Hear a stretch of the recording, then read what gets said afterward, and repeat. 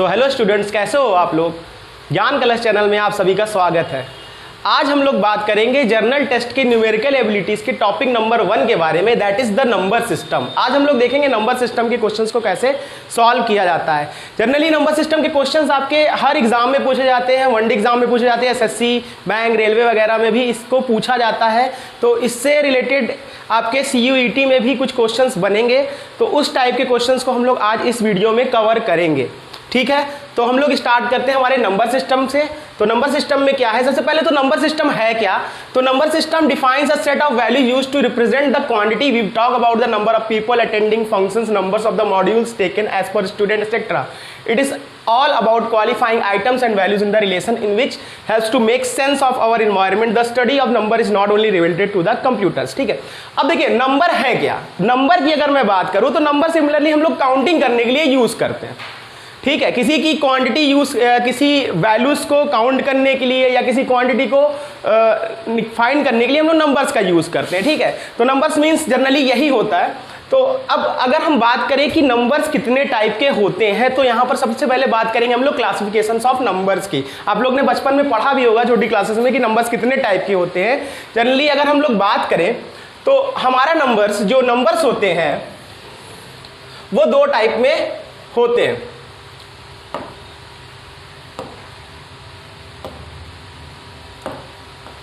ठीक है, तो जनरली नंबर्स क्या होते हैं, 2 टाइप के डिफाइन होते हैं। पहला होता है रियल नंबर और दूसरा होता है इमेजिनरी नंबर्स।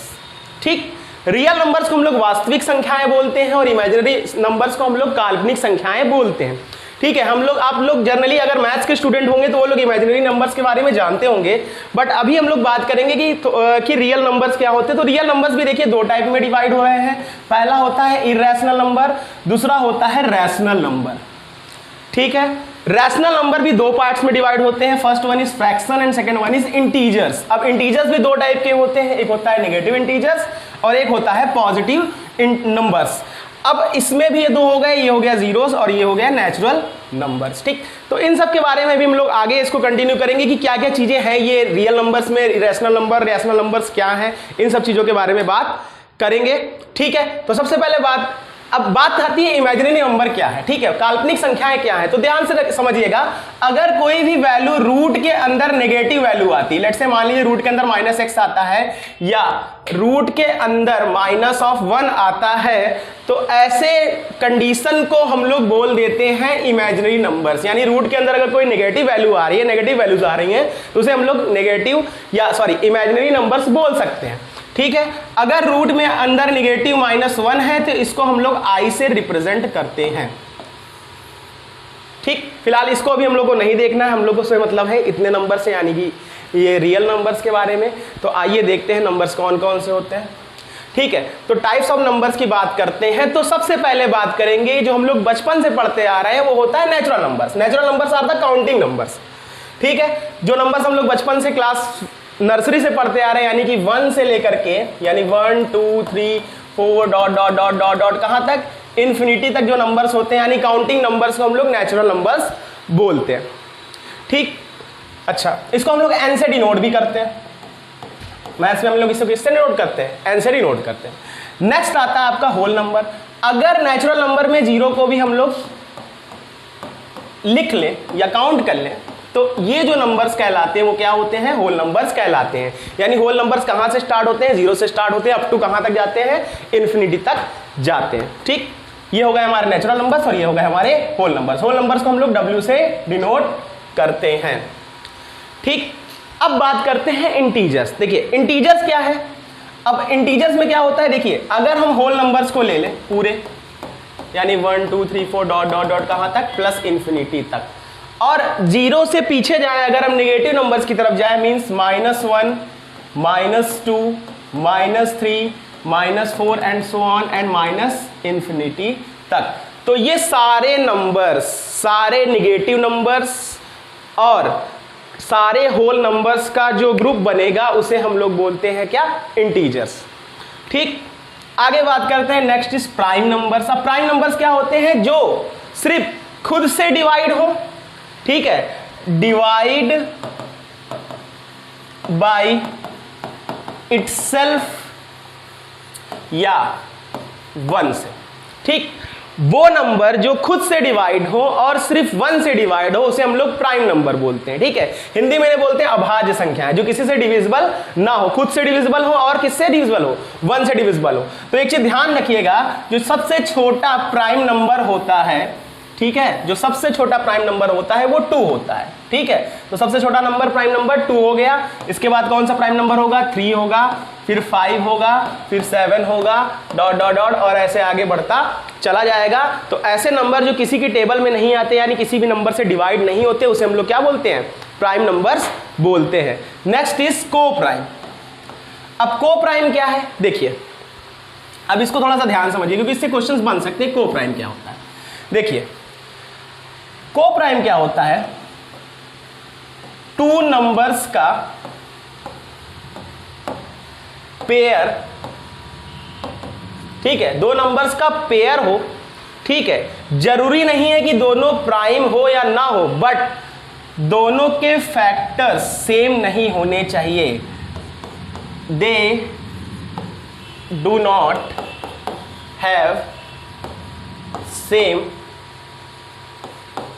फैक्टर्स।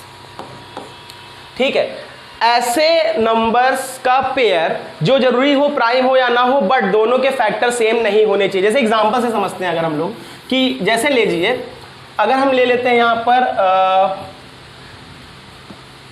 2 और 5। ठीक है, अब 2 की बात करें तो 2 एक प्राइम नंबर है और 5 भी क्या है, एक प्राइम नंबर है।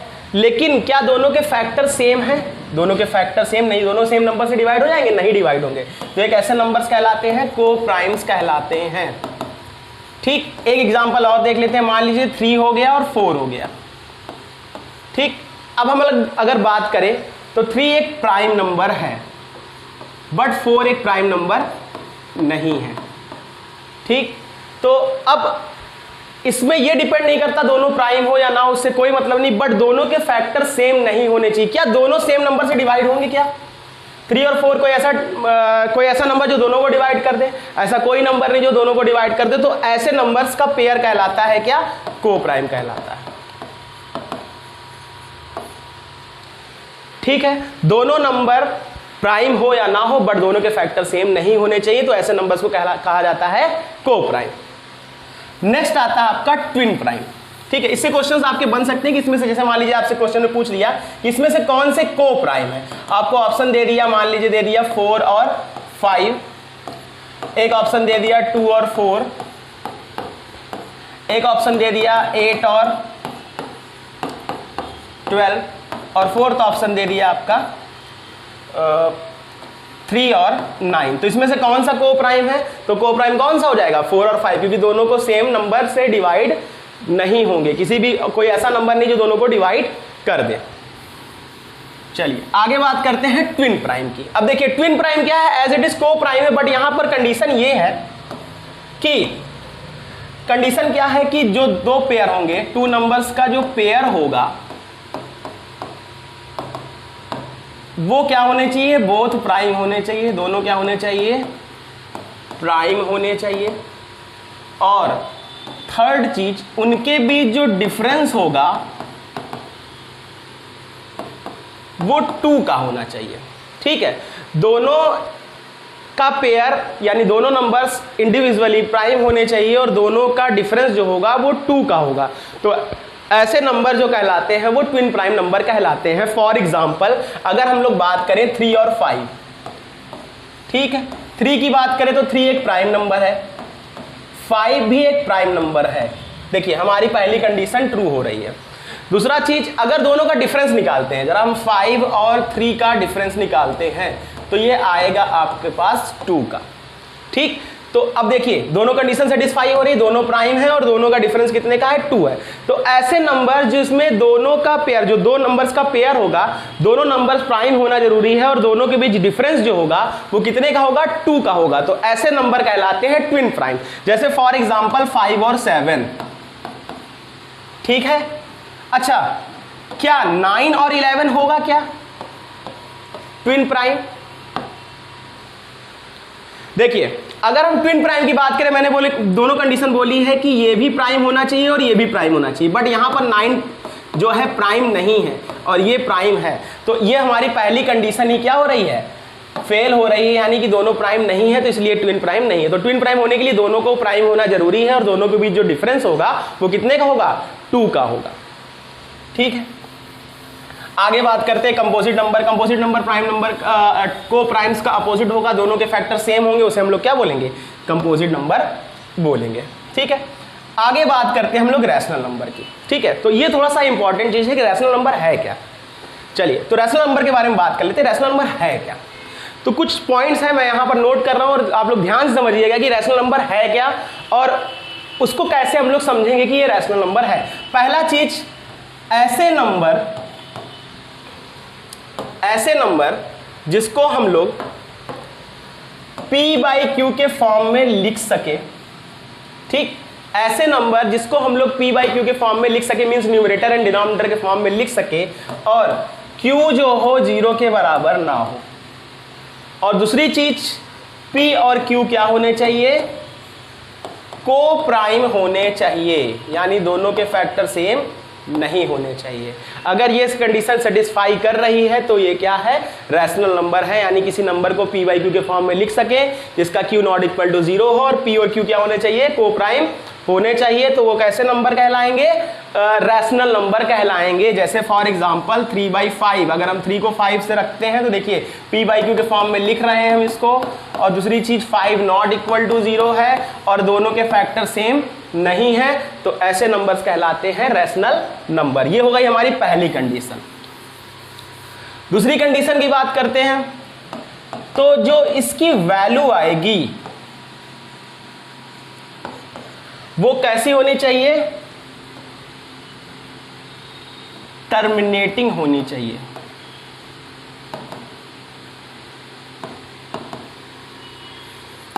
ठीक, टर्मिनेटिंग मीन्स होता है जैसे मान लीजिए कोई हमने सॉल्व किया कोई वैल्यू, तो ये आंसर आता चला जा रहा है 3.4157 समथिंग आती चली जा रही है, तो ये वैल्यू आगे बढ़ती चली जा रही है और कहाँ तक जाएगी मुझे पता नहीं है, तो ऐसे ही जो वैल्यू होगी वो रैशनल नंबर नहीं कहलाएगी, यानी हमारा नंबर जो हो जाना चाहिए टर्मिनेट कर देना चाहिए। जैसे मान लीजिए 3.14 हो गया, ये टर्मिनेट हो गया, तो एक ऐसा नंबर होगा, रैशनल नंबर होगा, यानी जो नंबर्स नॉन टर्मिनेटिंग होते हैं वो क्या कहलाते हैं, वो इरैशनल नंबर कहलाते हैं।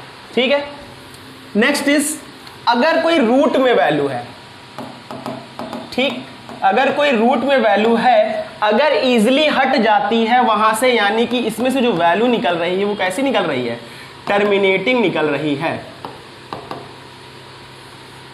तो भी वो रैशनल नंबर कहलाएगा। जैसे फॉर एग्जांपल अगर हम √4 की बात करें तो √4 से बाहर निकलेगा 2, तो ये एक रैशनल नंबर है। बट अगर हम √3 की बात करें तो ये आता है 1.732 पॉइंट समथिंग आती चली जाती है, तो ये एक रैशनल नंबर नहीं है। तो ये जरूर ध्यान रखिएगा, अगर रूट में से कोई वैल्यू इजिली बाहर निकल जा रही है, टर्मिनेटिंग निकल रही है, तो वो कैसी है, रैशनल नंबर है। अगर वो नहीं निकल रही वो तो क्या है, इरैशनल नंबर है। ठीक है, नेक्स्ट इज, बात करें फोर्थ पॉइंट की, तो जितने भी रिकरिंग नंबर होते हैं वो सभी रैशनल नंबर होते हैं। जितने भी रिकरिंग नंबर होंगे वो क्या होंगे, रैशनल नंबर होंगे। जैसे रिकरिंग नंबर की अगर हम बात करें तो देखिए यहां पर अगर मैंने लिख दिया 0.33333, ठीक है, देखिए ये नॉन टर्मिनेटिंग तो है, ठीक है। रिकरिंग नंबर क्या होते हैं, नॉन टर्मिनेटिंग बट रिपीटिंग, तो ऐसे नंबर जो रिपीट हो रहे हैं लेकिन टर्मिनेट नहीं हो रहे हैं, तो ऐसे नंबर कहलाते हैं रिकरिंग नंबर। और रिकरिंग नंबर सभी रैशनल नंबर होते हैं। ठीक, तो इसको हम लोग ऐसे लिख देते हैं, 0.3 के ऊपर क्या लिख देते हैं, बार लिख देते हैं। एग्जांपल और देख लेते हैं, जैसे मान लीजिए हमारे पास वो 0.57 ऐसे आता चला जा रहा है, तो इसको हम लोग लिख सकते हैं 0.57 के ऊपर बार। ठीक है, तो जितने भी नंबर्स होते हैं ये रिकरिंग नंबर होते हैं और सारे रिकरिंग नंबर रैशनल नंबर होते हैं। ठीक, अब आपसे क्वेश्चन क्या पूछा जा सकता है कि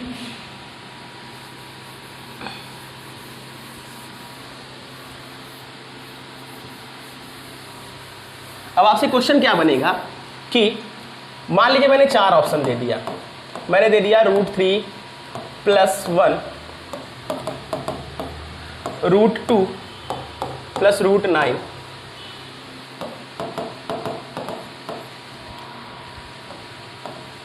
10/15 और 0.5678 डॉट आता चला जा रहा है। ठीक है, तो हमसे पूछा इसमें से कौन से रैशनल नंबर हैं, इसे हमें फाइंड आउट करना है।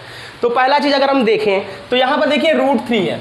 ठीक है, √3 से अगर हम लोग वैल्यू निकालेंगे तो नॉन टर्मिनेटिंग निकलेगी, और नॉन टर्मिनेटिंग में टर्मिनेटिंग नंबर जोड़ रहे हैं तब भी नॉन टर्मिनेटिंग मिलेगा, तो ये एक रैशनल नंबर नहीं है। ठीक है, अगर हम थर्ड की बात करें, अच्छा अगर हम लोग रैशनल नंबर की डेफिनेशन देखें तो यहाँ पर दे रहा है p/q के फॉर्म में लिखा हुआ है, बट यहाँ पर मैंने एक चीज आप लोग को बताया था कि p और q क्या होने चाहिए, को प्राइम होने चाहिए। ठीक, और ये दोनों को प्राइम नहीं, दोनों देखिए 5 से डिवाइड हो रहे हैं, दोनों 5 के क्या है, मल्टीपल्स हैं। तो अगर इसकी बात करें तो ये रैशनल नंबर नहीं है। बट अगर हम इसको सॉल्व कर दें, 5 2 10, 5 3 15, तब ये रैशनल नंबर है। तो अभी फिलहाल के लिए ये रैशनल नंबर नहीं, तो हम रैशनल नंबर में काउंट नहीं करेंगे। अब इसकी बात कर लेते हैं, देखिए ये नॉन टर्मिनेटिंग है तो ये रैशनल नंबर तो नहीं है। अब इसकी बात देख लीजिए सेकंड ऑप्शन की, तो ये भी देखिए यहाँ पर √2 है, तो ये भी √2 क्या होता है, नॉन टर्मिनेटिंग होता है, ये भी रैशनल नंबर नहीं है। बट अगर हम यहाँ पर हम √4 कर देते हैं, ठीक, तो √4 से निकलता है 2 और √9 से निकलता है 3, 2 + 3 मीन्स हो जाता है 5, और एक रैशनल नंबर है। तो एक ध्यान रखिएगा, अगर टर्मिनेटिंग वैल्यू मिल रही है, रूट से आसानी से वैल्यूज बाहर निकल रही है, तो रैशनल नंबर कहलाते हैं। इसको आप लोग देखिएगा। ठीक, अब अगला टॉपिक आता है कि किसी रिकरिंग रैशनल नंबर को p/q के फॉर्म में चेंज कैसे करना। ठीक है, जनरली क्वेश्चंस बनता है, आप लोग क्लासेस में देखे होंगे, बट इसको हम लोग आज ट्रिक से देखेंगे कि कैसे सॉल्व करना है कि किसी रिकरिंग नंबर को रैशनल नंबर में कैसे चेंज किया जाता है। ठीक, तो देखिए पहले हम लोग बेसिक से बात करते हैं कि बेसिक से कैसे सॉल्व होता था। जैसे मान लीजिए हमारे पास हो 0.5, ठीक है, ये 0.5 के ऊपर बार है, ये एक रिकरिंग नंबर है। ठीक है, अब इसको मुझे p/q के फॉर्म में चेंज करना है। तो हम लोग क्या करते थे, पहले याद करिएगा, हम लोग पहले लिखते थे इसको x = 0.5555 एंड सो ऑन। फिर क्या करते थे, देखते थे जितने डिजिट रिपीट हो रहे हैं उसको हम उससे मल्टीप्लाई करते थे, मीन्स इसको हम लोग 10x करते थे, तो ये हो जाता था आपका 5.555555 ऐसे हो जाता था। फिर हम इसको माइनस करते थे। ठीक है, 10 में से x गया तो बच गया कितना,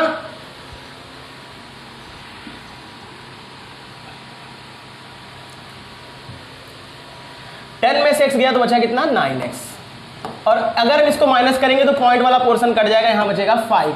तो x की वैल्यू आती थी कितनी, 5/9। ऐसे हम इसको सॉल्व करते थे और रिकरिंग नंबर को हम लोग p/q के फॉर्म में चेंज करते थे। ठीक है, एक और ले लेते हैं, जैसे मान लीजिए कि हमारे पास हो 0.37 के ऊपर बार है। ठीक है, तो हम लोग क्या करते थे, इसको पहले x मानते थे और ऐसे लिखते थे 0.37 डॉट एंड सो ऑन। ठीक है, फिर कितने डिजिट रिपीट हो रहे हैं, 2 डिजिट रिपीट हो रहे हैं, तो इसको 100 से मल्टीप्लाई करते थे। 100x = 37.33337 आता चला जाता था, फिर माइनस करते थे। तो 100 में से 1 गया, कितना बचा, 99x, और यहाँ पर 37 ये वाला पोर्शन कट जाएगा, ये बचेगा 37। तो x = हो जाता 37/99। बट इसको हम लोग इतना नहीं करेंगे, इतना हमारे पास टाइम नहीं है वहां पर सॉल्व करने की। इतना टाइम लेंगे तो एक क्वेश्चन पर हमें 1 मिनट से ज़्यादा समय देना पड़ जाएगा। तो इसको हम लोग कैसे करेंगे, ट्रिक से वो देखते हैं। चलिए, तो पहला क्वेश्चन जैसे हमने देखा कि 0.5 है, इसके ऊपर लगा हुआ है बार। ठीक, तो सबसे पहले आपको करना क्या है, देखिए जो डिजिट है उसको एज इट इज लिख दीजिए, फिर बाई करिए। अब कितने डिजिट रिपीट हो रहे हैं, यहां पर रिपीटिंग डिजिट कितने हैं, 1 है, तो उतना 9 नीचे लगा दीजिए, ये आ जाएगा आपका क्या, आंसर। ठीक, फिर से बोल रहे हैं, जो नंबर है एज इट इज लिख दीजिए, 5 है, 0.5 पॉइंट के बाद जो नंबर उसको लिख दीजिए, 0.5 का 5 लिख दिया मैंने। और कितने डिजिट रिपीट कर रहे थे, 1 डिजिट रिपीट कर रहा था, यानी 9, उतना नीचे हम 9 लगा देंगे। ठीक है, इसी तरह एक क्वेश्चन अभी हमने और देखा था, 0.37 के ऊपर बार था, तो अभी हमने बोला कि नंबर को एज इट इज लिख दीजिए, जो नंबर है हमारा पॉइंट के बाद वाला 37, और इसके बाद कितने डिजिट रिपीट हो रहे हैं, हमारे पास 2 डिजिट रिपीट हो रहे हैं, तो इसलिए हम यहाँ पर कितने 9 लगाएंगे, 9 लगा देंगे, हमारा आंसर हो जाएगा सही, ये आ जाएगा हमारा आंसर। उतनी लंबी हमें प्रोसेस नहीं करनी। ठीक है, अच्छा, अगर कुछ लोगों का कहना है कि अगर मान लीजिए पूरे डिजिट रिपीट नहीं हो रहे तब क्या करना है। जैसे मान लीजिए हमारे पास दिया हुआ हो 0.32 के ऊपर बार, ठीक। अब करना क्या है, देखिए सबसे पहला काम हमको नंबर एज इट इज लिख देना है। मान लीजिए मैंने लिख दिया 32। अब देखिए यहां पर पूरे डिजिट रिपीट नहीं हो रहा है, तो हमें देखना है कौन सा डिजिट रिपीट नहीं हो रहा। तो रिपीट कौन सा नहीं हो रहा, 3 वाला इसमें रिपीट नहीं हो रहा, तो हम उसको कर देंगे यहां से माइनस, ठीक। अब आते हैं हम लोग नीचे डिनोमिनेटर में। अब देखिए कितने डिजिट रिपीट कर रहे हैं, हमारे पास एक डिजिट रिपीट कर रहा है, तो जितने डिजिट रिपीट कर रहे हैं उतना हम लगाएंगे नीचे 9, और जितने रिपीट नहीं कर रहे हैं उतना लगाएंगे हम पीछे 0। तो कितने डिजिट रिपीट नहीं कर रहे हैं, 1 डिजिट रिपीट नहीं कर रहा, तो यहाँ पर कितना आ जाएगा 0। तो इसको अगर हम लोग सॉल्व करें तो यहाँ पर आ जाएगा 29/90। दिस इज द आंसर, ठीक है। एक क्वेश्चन और देख लेते हैं हम लोग।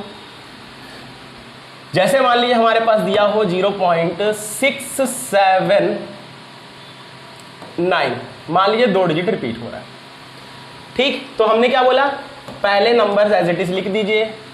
क्या है हमारे पास 679 माइनस जो रिपीट नहीं हो रहा, क्या रिपीट नहीं हो रहा, 6 रिपीट नहीं हो रहा, तो 6 को हम यहाँ माइनस करेंगे, डिवाइडेड बाई कितने डिजिट रिपीट हो रहे हैं यहाँ पर 2 डिजिट्स रिपीट हो रहे हैं, तो इतने 9 हम क्या लगाएंगे, नीचे 9 लगाएंगे।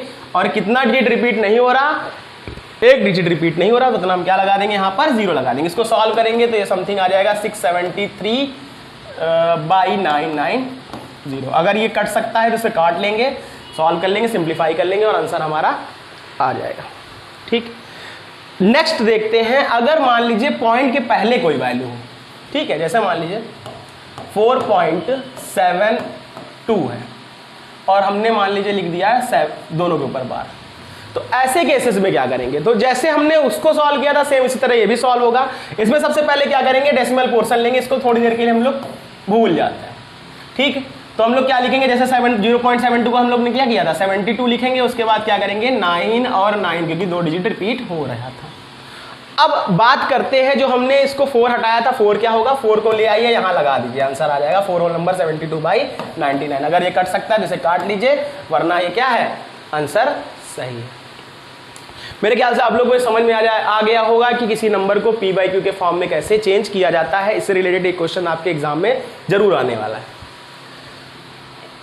चलिए आगे बात करते हैं हम लोग डिविजिबिलिटी रूल्स की, कोई नंबर किससे डिविजिबल कब है, ठीक। तो ये भी अगर हम लोग बात करें, यहाँ पर हम लोग सभी की डिविजिबिलिटी टेस्ट के बारे में समझेंगे कि कौन सा नंबर कैसे किसी से डिविजिबल है कि नहीं है। तो सबसे पहले अगर हम बात करें डिविजिबिलिटी ऑफ 2 की, तो अगर ऐसे नंबर जिसके लास्ट डिजिट में या तो 0 हो, या तो 2 हो, या तो 4 हो, या तो 6 हो, या तो 8 हो, वो हमेशा 2 से डिविजिबल होगा। जैसे मान लीजिए मैंने नंबर ले लिया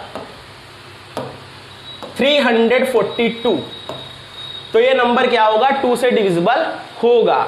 कोई भी नंबर ले ले, मान लीजिए 99958 ले लिया, देखिए लास्ट में इसके 8 है, तो ये नंबर किससे डिविजिबल होगा, 2 से होगा। यानी यूनिट प्लेस पे जो नंबर होगा, अगर या तो 0 हो, या तो 2 हो, या तो 4 हो, या तो 6 हो, या तो 8 हो, तो ऐसे नंबर 2 से क्या हो जाते हैं, डिविजिबल हो जाते हैं, ठीक। ये इजी है, 2 की डिविजिबिलिटी चेक करना बहुत आसान है। अगर इवन यूनिट प्लेस पर अगर इवन नंबर हो या 0 हो तो वो क्या है, 2 से डिविजिबल है।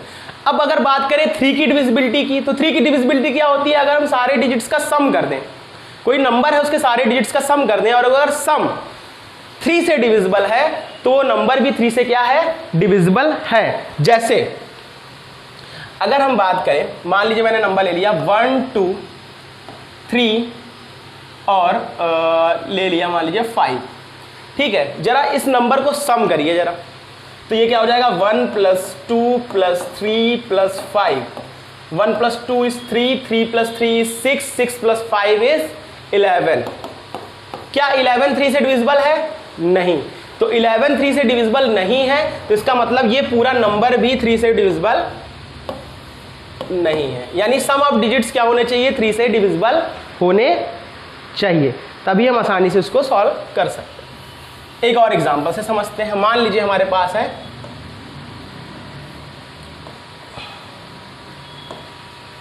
521, क्या ये 3 से डिविजिबल है, चेक करते हैं। देखिए सारे डिजिट्स का सम करिए, 5 + 2 + 1, 5 + 2 इज 7 + 1 इज 8, तो ये भी 3 से डिविजिबल नहीं है। बट अगर यहां पर 2 होता तो अगर हम लोग सॉल्व करते तो 5 + 2 + 2 = 9, तो ये 9 क्या है 3 से डिविजिबल है, इसका मतलब 522 भी 3 से क्या है डिविजिबल है। तो इस तरह से हम 3 की डिविजिबिलिटी चेक कर सकते हैं किसी भी नंबर की। आगे बात करते हैं 4 की डिविजिबिलिटी की। तो 4 की डिविजिबिलिटी में क्या होता है कि अगर लास्ट के 2 डिजिट 4 से डिवाइड हो रहे हैं तो इसका मतलब वो नंबर भी क्या है 4 से डिविजिबल है। जैसे मान लीजिए मैंने लिखा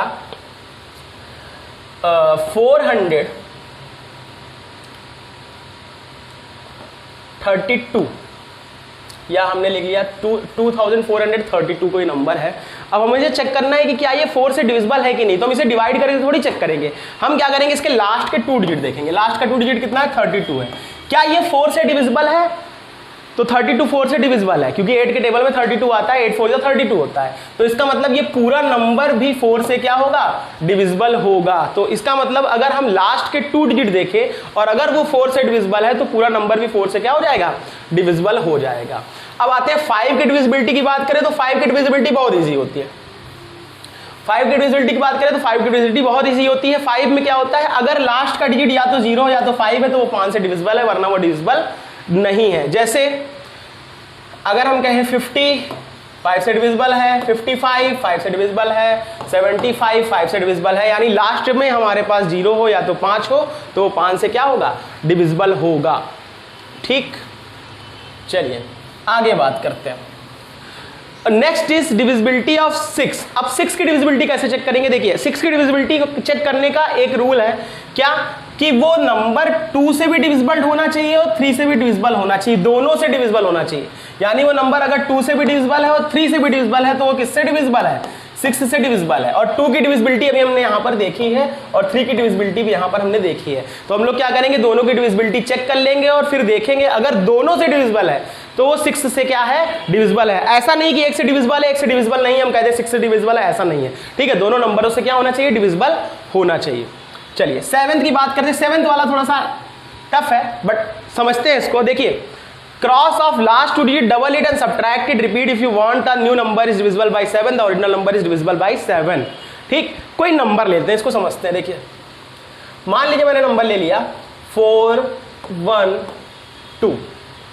ठीक, अब क्या करेंगे इसमें कि हम सबसे लास्ट वाला डिजिट ले लेंगे। लास्ट वाला डिजिट क्या है 2 है। ठीक, और इसको हम करेंगे डबल, यानी 2 को डबल कर रहे हैं तो 4 हो रहा है, और जो रिमेनिंग नंबर है उसमें से 4 कर देंगे माइनस। जरा 41 में से अगर हम लोग 4 माइनस करते हैं तो हमारे पास आता है 37।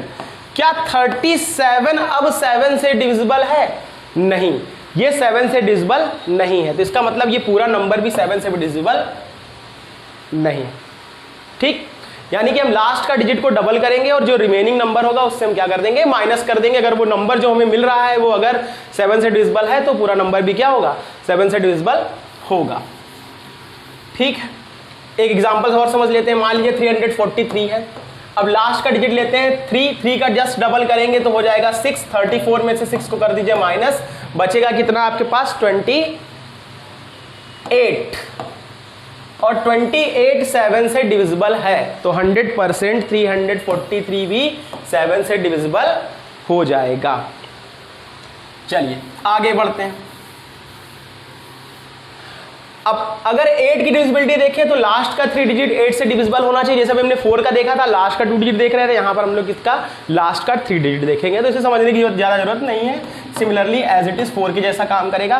9th वाला एज इट इज 3 के जैसा काम करेगा। Sum of all the digit divisible by 9। सारे नंबर्स का सम अगर 9 से डिविजिबल है तो पूरा नंबर भी 9 से डिविजिबल है। जैसे फॉर एग्जाम्पल 81 बोले तो 8 + 1 करेंगे तो ये आ जाएगा 9, तो ये 9 से डिविजिबल है। तो इसका मतलब 81 भी 9 से क्या है डिविजिबल है। 10 की डिविजिबिलिटी सबको पता है, लास्ट में 0 होगा तो 10 से क्या हो जाएगा डिविजिबल हो जाएगा। ठीक, आगे बात करते हैं 11 की डिविजिबिलिटी। तो 11 की डिविजिबिलिटी की बात करें तो अगर हम क्या करें कि जो नंबर होगा इवन पोजीशन वाले नंबर्स को और ऑड पोजीशंस वाले नंबर को ऐड करेंगे और ऐड करने के बाद माइनस करेंगे तो अगर वो नंबर जो मिल रहा है वो अगर 11 से डिविजिबल है तो पूरा नंबर भी 11 से डिविजिबल हो जाएगा। इसको समझते हैं ऐसे, देखिए मान लीजिए हमारे पास कोई नंबर है 1331, ठीक। अब देखिए इस दोनों को जोड़िए और इन दोनों पोजीशन के नंबर को जोड़िए। देखिए 1 + 3 करते हैं तो आ रहा है 4, यहाँ पर भी अगर हम लिखें तो ये भी आ रहा है 4। अगर हम 4 में से 4 माइनस करते हैं तो हमारे पास आ रहा है 0। तो अगर ये 0 मिल रहा है या 11 का मल्टीपल मिल रहा है तो 100% जो गिवन नंबर होगा वो 11 से क्या होगा, डिविजिबल हो जाएगा, ठीक है। एग्जाम्पल से और समझते हैं। मान लीजिए हमने लिखा कि 333, ठीक। इन दोनों को जरा जोड़िए, कितना हो गया 6, इसमें से इसको माइनस करिए, बचा 3, ठीक। तो बच रहा है कितना 3। तो ये नंबर 11 से डिविजिबल नहीं है, क्योंकि हमने बोला क्या, या तो 0 आए या तो क्या है 11 का मल्टीपल आए, तो 11 से क्या हो जाएगा, डिविजिबल हो जाएगा। अच्छा, एक नंबर आप लोग सभी लोग चेक करेंगे और कमेंट बॉक्स में बताएंगे क्या ये 11 से डिविजिबल है कि नहीं है। मैं यहाँ नंबर लिख दे रहा हूँ 17329। सभी लोग चेक करेंगे और कमेंट में बॉक्स में बताएंगे क्या ये 11 से डिविजिबल है कि नहीं। चलिए आगे बात करते हैं हम लोग यूनिट डिजिट की, ठीक है। अब ये क्वेश्चन क्या होता है कि जनरली आपसे कोई लंबी सी वैल्यूज दे देता है, उसे कहता है इसका आंसर क्या आएगा। अब देखिए इसको अगर आप लोग सॉल्व करने जाएंगे तो बहुत टाइम लग जाएगा। इसको 37 को 32 से मल्टीप्लाई करेंगे, फिर 58 से करेंगे, फिर 126 करेंगे, फिर 124 से करेंगे, तो बहुत लंबी प्रोसेस हो जाएगी। तो ऐसे केस में हम लोग को करना क्या है, ऐसे केस में हमें करना क्या है कि हम उसका यूनिट डिजिट फाइंड कर लें, और यूनिट डिजिट फाइंड करने के बाद हम ऑप्शन से मैच कराएंगे, जिसका यूनिट डिजिट मैच कर रहा होगा वही हमारा क्या हो जाएगा, आंसर हो जाएगा। तो यूनिट डिजिट फाइंड करने का सबसे बेटर तरीका क्या होता है, सबके यूनिट डिजिट देखते हैं। देखिए हम क्या करेंगे, देखिए 7 है यहाँ पर, 7 को 2 से मल्टीप्लाई करेंगे, आएगा कितना 14, ठीक है। यहाँ पर कितना आ जाएगा 14। 14 में से हम ले लेते हैं 4, और 4 को वापस हम मल्टीप्लाई करेंगे 8 से, ठीक। 4 को देखिए यहाँ जो 4 आया, 4 को हमने किससे मल्टीप्लाई किया, 8 से, इसके आया यूनिट डिजिट से। 8 4 जा कितना होता है 32। 32 में से सिर्फ हम लेंगे 2 को वापस लेंगे और 6 से मल्टीप्लाई करेंगे, तो 2 × हम लोग कर देंगे कितना 6, यानी आ जाएगा हमारे पास कितना 12। 12 में से हम लेंगे 2 और 2 को वापस से हम इस बारे के लास्ट डिजिट से मल्टीप्लाई करेंगे, यानी 2 2 जा 4 कर देंगे, तो आंसर कितना आ जाएगा 4। तो इसके यूनिट डिजिट कितना आएगा आंसर में, 4 आ जाएगा, ठीक है। यूनिट डिजिट फाइंड करने का बेस्ट तरीका यही होता है, ठीक। एक एग्जांपल से और समझते हैं। मान लीजिए हमारे पास कोई नंबर है